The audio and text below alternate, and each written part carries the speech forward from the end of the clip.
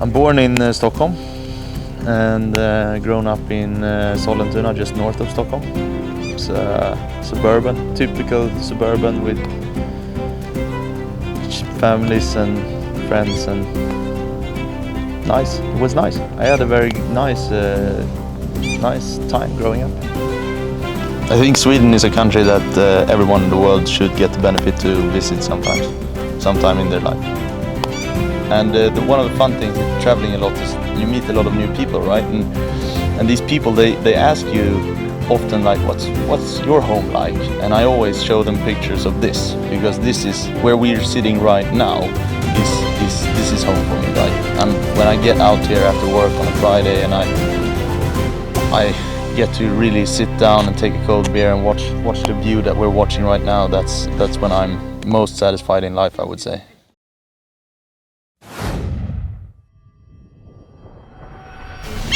Okay.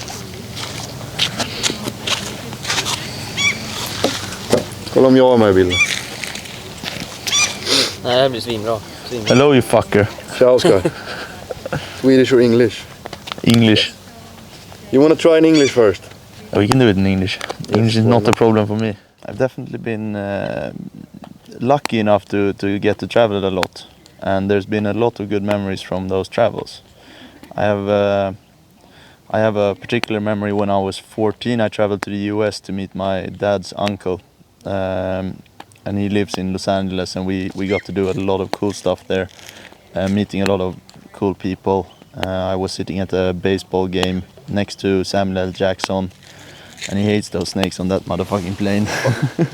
And I got to eat from his tacos, and no, I think that was definitely a huge memory for me, to be in LA and to actually see Hollywood from close up. We were in the Universal Studios park and meeting not only famous people, but just seeing how they make these movies that we watch every day. That was really special for me, I think. Get to know the people in Sweden, because there's a lot of great people in Sweden. And also, if you ever visit Sweden, don't care about the food or the museums or stuff like that. Just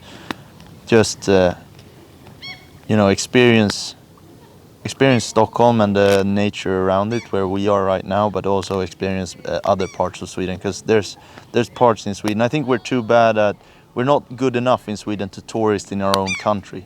We should do more of that. We should go to other places. I've not even seen maybe 5% of Sweden yet, and I would love to see more. What do you think about the northern part in Sweden? Northern part of Sweden? It's cold as fuck and dark, but in the summers it's beautiful. Like, if you go to the north and take some mosquito protection with you, it's really good. Mm-hmm. So what's the next step in your life? What's your next aim upcoming now?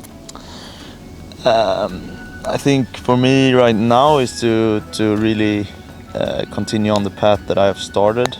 I think it's very easy to start something, and I've started a lot of things in my life, not like serious things, but you go out and travel and you complete that, right? And some things you start and you don't complete, and I think I'm on a journey right now that I'm very satisfied with. I have a great girlfriend, I have a great house. I really enjoy life in most ways right now. I have a great job, great friends. So I want to continue that path and start to develop that path into something bigger in the future as well. I want to be able to share this with a family of my own someday.